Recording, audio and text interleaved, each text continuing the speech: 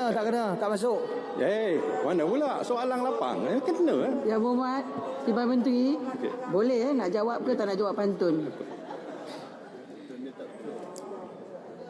Datuk Yang Dipertua, soalan yang baik daripada mantan Menteri KWP, walaupun pantunnya tidak berapa saya tertuju. Untuk makluman Yang Berhormat, pihak Dewan Bandaraya Kuala Lumpur di BKL telah menyediakan draft Plan Struktur Kuala Lumpur 2040 PSKL 2040 bermula 2 Januari 2018 bagi menggantikan Plan Struktur Kuala Lumpur 2020. Ianya telah dipamerkan kepada orang awam pada 18 Februari 2020 sehinggalah 18 Mei 2020 melalui pelbagai kaedah, iaitu: pertama, pameran di ruang lobi menara di BKL 1, pameran bergerak di pusat-pusat membeli belah dan pejabat cawangan-cawangan di BKL. Yang ketiganya, taklimat secara terus atau talian melalui medium Facebook dan juga YouTube, dan juga sesi penerangan kepada badan-badan profesional dan juga ahli Parlimen Kuala Lumpur. Seterusnya, tindakan yang akan diambil bagi mewartakan draft PSKL 2040 adalah seperti berikut: melaksanakan sesi pendengaran awam ke atas pandangan atau bantahan yang diterima oleh ahli jawatankuasa yang dilantik di kalangan ahli badan profesional, ahli akademik, mantan pegawai Plan Malaysia dan mantan pegawai kanan di BKL. Kedua, penyediaan pindaan draft PSKL 2040 berdasarkan laporan pengesyuran oleh ahli jawatankuasa pendengaran dan juga pandangan awam. Ketiga, kelulusan oleh menteri berdasarkan nasihat ahli lembaga penasihat perancang wilayah persekutuan, dan pewartaan PSKL 2040 yang dijangka pada Disember 2020. Ianya akan menggantikan PSKL 2020 yang diwartakan pada November 2004. Merujuk pula kepada penyediaan draft Pelan Tempatan Kuala Lumpur 2040, iaitu PTKL 2040 pula, kajian tersebut telah dimulakan pada 18 Oktober 2019 yang kini pada peringkat penyediaan draft PTKL 2040 yang dijangka akan diselesaikan pada Disember 2020 ini. Bagi memastikan penyediaan draft PTKL 2040 mengambil kira kepentingan warga kota dan semua pihak berkepentingan, beberapa sesi penglibatan awam telah dan akan dilaksanakan seperti berikut: sesi santai Datuk Bandar Kuala Lumpur bersama YB Ahli Parlimen Wilayah Persekutuan Kuala Lumpur sebagai wakil penduduk, sesi penerangan dan perbincangan kumpulan fokus bersama Persatuan Penduduk, Komuniti Perniagaan, Badan Profesional dan Badan Bukan Kerajaan.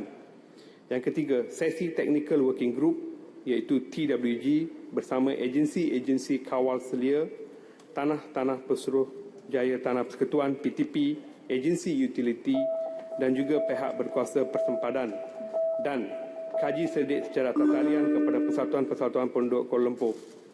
Selepas saja PSK 2040 mula berkuasa, draft PTKL 2040 akan dipamerkan bagi memberi peluang kepada semua peringkat warga kota, orang awam dan pihak berkepentingan untuk sama-sama meneliti dan memuatkan pandangan bagi menambah baik draft PTKL 2040 yang disediakan. Yang Berhormat, soalan tambahan. Puan Yang Dipertua. Okay. Baik. Terima kasih atas jawapan yang diberikan.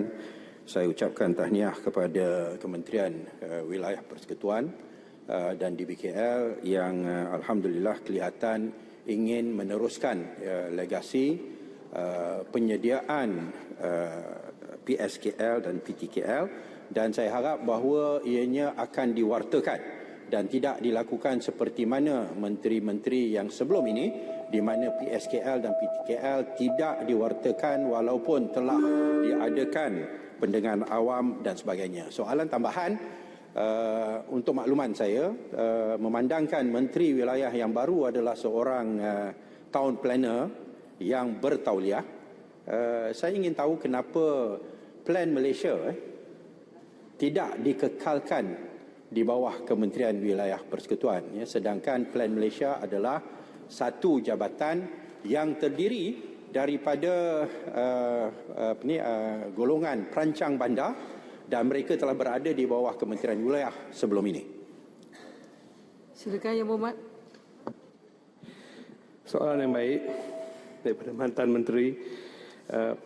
Sebenarnya Plan Malaysia, walaupun kita ingin kekalkan dalam dalam Kementerian Undang Pertuturan pada masa yang sama, saya difahamkan perbincangan untuk menukar itu telah diadakan daripada kerajaan yang lepas dan juga sebagainya, dan ianya adalah keputusan yang dibuat oleh Yang Amat Berhormat Perdana Menteri Malaysia. Soalan tambahan. Tuan Yang di-Pertua, Puan Yang di-Pertua, segambut. Segambut, silakan. Terima kasih.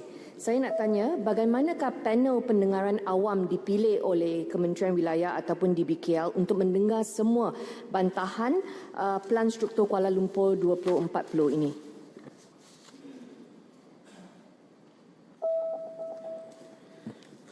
Seperti yang telah saya katakan tadi, bahawa selain daripada technical working group dan juga semua agensi-agensi, panel-panel yang dipilih ini adalah berdasarkan kepada cadangan-cadangan yang diberikan oleh agensi-agensi yang berkenaan dan juga daripada yang melibatkan juga daripada Persatuan Penduduk dan juga MPP.